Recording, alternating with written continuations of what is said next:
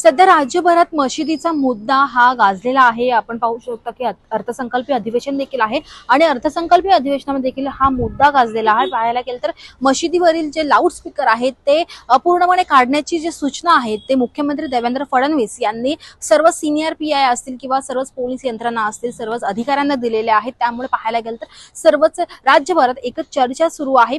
त्यासोबत पाहायला गेलं तर औरंगजेबाची जी कबर आहे ती देखील काढून टाकावी, अन्यथा पाहायला गेलं तर एक वेगळा निर्णय आम्हाला घ्यावा लागेल असे देखील काही लोक म्हणतात. त्यामुळे आता याच गोष्टीबाबत आपण समजून घेणार आहोत नक्की औरंगजेबाची मशीद का पाडली पाहिजे किंवा मशिदीवरील जे लाऊडस्पीकर आहेत ते का रद्द केले पाहिजे, त्याचा काय त्रास होतो सामान्य लोकांना ते आपण सध्या जाणून घेऊ नये. आपल्या सोबत आहेत दादा, आप क्या कहेंगे जिस तरीके से मतलब मशीदी पे जो लाउडस्पीकर है वो अभी सीएम ने हटाने की मतलब बोला आदेश दिया है।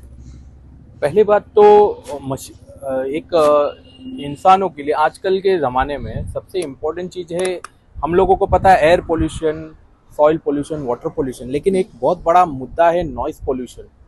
आप जान सकते हैं आज की ये जो फास्ट जिंदगी है, in this lifestyle, one of the most of the people are suffering from diabetes, blood pressure. अगर अभी आप एक ट्रैफिक में ही अटके हैं, अगर कोई बार बार हॉर्न बजाता है तो आपको कितना आपका इरिटेशन लेवल बढ़ता है। इसी तरह से जब भी जहाँ पर भी जोर से आवाज़ बजाया जाता है, बेवक्त कहीं पे भी, अर्ली मॉर्निंग हो, लेट नाइट हो, तो इससे लोगों को त्रास होता है। स्पेशली जो सीनियर सिटीजन है, जो कोई पेशेंट है, हर घर में कोई न किसी ना किसी को तकलीफ होता है, तो ये जोर जोर से आवाज़ बजाता है। अब आपने बताया कि ये एक मस्जिद का, फर्स्ट ऑफ ऑल जो निर्णय आया है, मैं ये समझता हूँ कि मुख्यमंत्री साहब ने जो निर्णय दिया है वो सभी धर्मों के लिए, ऐसा मैं नहीं समझता कि कोई स्पेसिफिक टारगेट करते हुए अभी लाउड स्पीकर सिर्फ एक ही धर्म में वापरा नहीं जाता, वो हर धार्मिक स्थलों पे वापरा जाता है। मैं ये समझता हूँ कि उन्होंने जो दिया है दिस इज फॉर एवरीवन। और जी हाँ, सब जन जहाँ पर भी ये लगाया गया है, नियम है, कोर्ट के ऑर्डर्स है, सरकार का नियम है, और उसको सख्ती से पुलिस भी पालन करते हैं। 10 बजे के बाद अगर बंद है तो बंद रहना चाहिए। लेकिन ऐसा होता है कि कहीं कहीं लोग दिन भर, घंटे भर उन लोग चलाते हैं, जिससे बहुत न्यूसेंस होता है। ये बंद करना चाहिए और इस पे सख्त कार्रवाई होगा, ऐसा मैं समझता हूँ। जो हमारे सीएम है देवेंद्र फडणवीस, उन्होंने जो डिसीजन लिया है उस पर आप क्या कहेंगे? वो मतलब सही है, गलत है, किस हिसाब से लिया होगा उन्होंने? देखिए, माननीय मुख्यमंत्री देवेंद्र जी फडणवीस ये खुद भी एडवोकेट हैं, तो and he is a very, वो उनको अभी 25 साल से ज़्यादा हो गया है in the field of politics, from corporator till CM, deputy CM, उन्होंने बहुत सारे पद भोगे। His decision, there is no doubt, it is accurate, हमें उनके ऊपर विश्वास है। और उन्होंने बड़ा लार्जर इंटरेस्ट पे, और बहुत लोगों के निवेदन भी आ रहे थे कि आप बंद कराइए। बात मस्जिदी या मस्जिद या कहीं के नहीं, जो चाहे अभी कुछ शादियां होती है, रात को 3-3 बजे तक उन लोग म्यूजिक बजाते हैं, डीजे बजाते हैं, ये सही है क्या? मैं इसे सिर्फ मस्जिद या मंदिर में नहीं देखता, ये ओवरऑल जो इन्होंने निर्णय लिया है इट इज सही।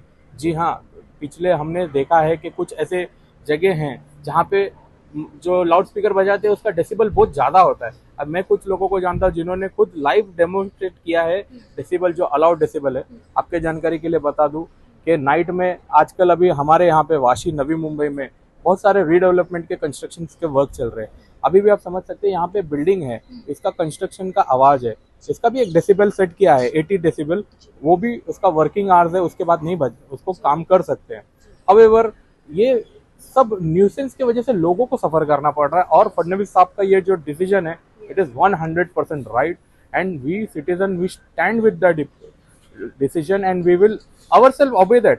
ऐसा नहीं है कि डिसीजन किसी को टारगेट करने के लिए नहीं है, ये इट इज बेटरमेंट फॉर लोगों के भले के लिए ये डिसीजन लिया गया है, और हम भी इसमें सहकार्य देंगे। मतलब हम चाहकर हम लोग ऐसा लाउड स्पीकर तो नहीं बजाएंगे। और मैं अपील करूंगा, जो भी धार्मिक संस्था है या कोई आप फंक्शंस भी करते हैं, ऐसा ज़रूरी नहीं है कि मस्जिद, मंदिर, चर्च में ही ऐसा बजाया जाता है। जो शादी वगैरह भी करते हैं, लोगों को रिस्पॉन्सिबल रहना चाहिए। आप अपना वापरिए जरूर, लाउड स्पीकर का पर्पज ये है कि ज़्यादा से ज़्यादा लोगों तक पहुँचे, लेकिन लोगों के चैन सुख इसको खराब मत कीजिए, ये मेरी विनंती है। अभी एक मुद्दा भी बहुत दिनों से चल रहा है जो कि औरंगजेब की कबर जो उन हटानी चाहिए, इतने टाइम से बोल रहे लोग, तो अभी डिसीजन होगा उस पे ऊपर क्या होगा? देखिए, मैं तो वहाँ पे गया नहीं हूँ, बट मैं वहाँ पर मैं गया नहीं हूँ, बट देखिए एक ऐसा देश में देखा गया है, I am not talking about Aurangzeb ji का, बट एक जनरल देखा गया है कि लैंड ग्रैबिंग एक in the name of religion, ऐसे बहुत सारे जगह हैं जहाँ पे नेचुरली, जहाँ पे एक मान्यता है, लोगों की आस्था, देश देखिए हमारे संविधान ने भी लोगों की आस्था का मान रखा है, लोगों को आस्था के लिए उनके राइट्स प्रोटेक्ट किए हैं।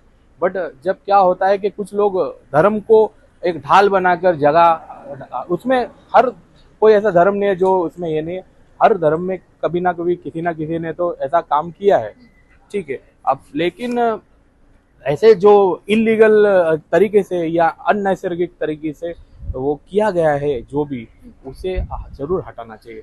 और लोगों की भावनाओं के साथ में देखिए अभी देश में राम है तो रावण है, अनफॉर्चुनेटली राम जी को तो 120 करोड़ हिंदू है वो तो मानते, लेकिन कुछ लोग हैं जो रावण को भी मानते, रावण की भी पूजा करते।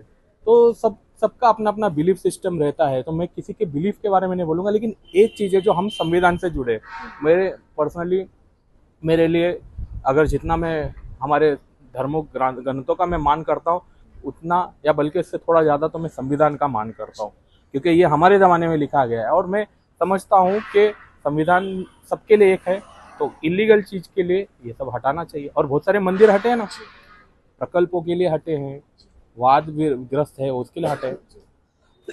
और सरकार जब भी कोई निर्णय लेती है वो लार्जर इंटरेस्ट में निर्णय लेती है, लोगों से ऐसा नहीं है कि रातों रात किसी का मन किया, ऐसा नहीं होता है, सबसे सलाह चर्चा कर कर ही निर्णय लेती है। और अगर उनको ऐसा लगता है कि कोई चीज है विवादित चीज है, उससे लोगों की आस्था ये हो रही है, तो जरूर हटनी चाहिए। और औरंगजेब सा इनके बारे में जो अभी आपने देखा है इतिहास, बहुत सारा इतिहास को तो दबा के रखा गया था, उन्होंने उनका क्रूरता को दबा के रखा था। कुछ लोग अभी धीरे धीरे, अभी एक मराठी हिंदी चित्रपट आया छावा, उसमें बहुत अच्छे तरीके से देखा गया, हमको तो बहुत रोना आया वो देखकर। हमारे महाराज इतने महान थे, उन्होंने हमारे लिए एक आदर्श निर्माण करके गए हैं। तो महाराज का आप ही बताइए कि छत्रपति संभाजी महाराज का नाम का गौरव करना चाहिए या क्रूर शासक पे ये करना चाहिए? तो डेफिनेटली अगर देखिए उनको जो इतना ग्लोरीफाई किया है वो तो हटाना, मैं समझता हूँ हटाएंगे तो लोगों की भावना को रेस्पेक्ट करना चाहिए। और उन्होंने उसको अभी जब बनाया था उसका रियल क्या था, अब उसको भी एंक्रोच करते करते बड़ा उधर बगीचा वगैरह सब बनाया है, तो वो सही है क्या? इसके लिए तो आस्था, मेरा और एक कहना है ये है कि बहुत सारे जगह पर इलीगल जो स्ट्रक्चर बनाए गए धार्मिक भावनाओं को रखकर, भले वो कोई भी धर्म का हो, उसे डेफिनेटली हटाने चाहिए, उस पर कार्रवाई करना चाहिए। और बात रहा औरंगजेब का, मैं समझता हूँ कि उनका जितना इतिहास सरकार को डिक्लासिफाई करना चाहिए, उन्होंने जो किया है लोगों तक पहुंचाना चाहिए।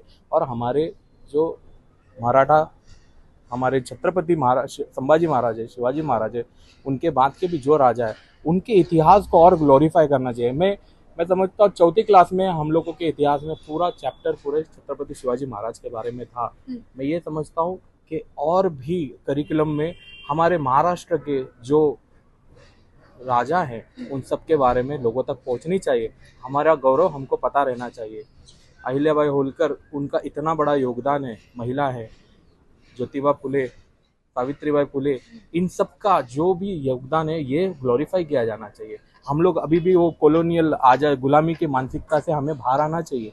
हमारे जो ये है एक एक किरदार, अभी आप देखिए बम्बई में एक नाना साहेब देशमुख, क्या उनका ये है, उनका आपको पता है योगदान कितना बड़ा है। हम आज कुछ लीडर्स को इतना ग्लोरीफाई करते हैं, राजा है, ये है, वो है। आपको मुंबई में इतने बड़े बड़े सेठ थे जिन्होंने ब्रिटिशर को फंड करके मुंबई का विकास किया है। हमें उन लोगों के बारे में, हमारे लोगों के इतिहास के बारे में लोगों को ग्लोरीफाई करना चाहिए। हम सिर्फ पॉलिटिकल लोगों को कर रहे हैं, लेकिन एक्चुअल इतिहास किसका है वो अब जाते हैं ना हम, अभी ये चौक है, वो चौक है, ऐसे ऐसे चौक है, आप हमको तो जानना तो चाहिए वो चौक का इतिहास क्या है, उस पर्सन का इतिहास क्या है। इसके लिए मुंबई एक बहुत बड़ा नगरी है, ट्रांसफॉर्म हो रहा है, अभी स्काई स्क्रैपर्स आ रहे हैं, लेकिन जिसके कारण मुंबई बना है, 7 द्वीपों को मिलाकर इतना बड़ा नगरी बना है उसके बारे में भी इतिहास होना चाहिए। And same is applicable to Maharashtra. Maharashtra इतना बड़ा इतिहास है, उसको करना चाहिए। मैं फडणवीस साहब से विनती यही करता हूँ कि जो आपने डिसीजन लिया ये एक्यूरेट है, हम आपके साथ हैं साहब। ये as a youngster, as a middle class citizen हम संतुष्ट हैं। हमको हमारे गौरव आपने दिलाया, इसके लिए हम आपका आभारी व्यक्त करता हूँ। धन्यवाद तुम्ही ज्या दिलेल्या सविस्तर माहितीसाठी। आपण पाहू शकतो की अत्यंत व्यवस्थित आणि योग्य पद्धतीने त्यांनी त्यांचं मत मांडलेलं आहे। लाऊडस्पीकर असेल किंवा मस्जिद असेल या संदर्भात त्यांनी एक आपलं मत मांडलेलं आहे आणि जे देवेंद्र फडणवीस आहेत आपले महाराष्ट्राचे मुख्यमंत्री, त्यांचा निर्णयाला देखील त्यांनी सपोर्ट केलेला आहे आणि योग्य निर्णय त्यांनी घेतला असं त्यांनी म्हटलेलं आहे। त्यामुळे आता जनता यावर कशा पद्धतीने बघते, काय कारवाई होते या संदर्भात कुठपर्यंत हा निर्णय जातो हे देखील पाहणं तितकंच महत्त्वाचं असणार आहे। रितम मराठीसाठी मी आकांक्षा देशमुख, मुंबई।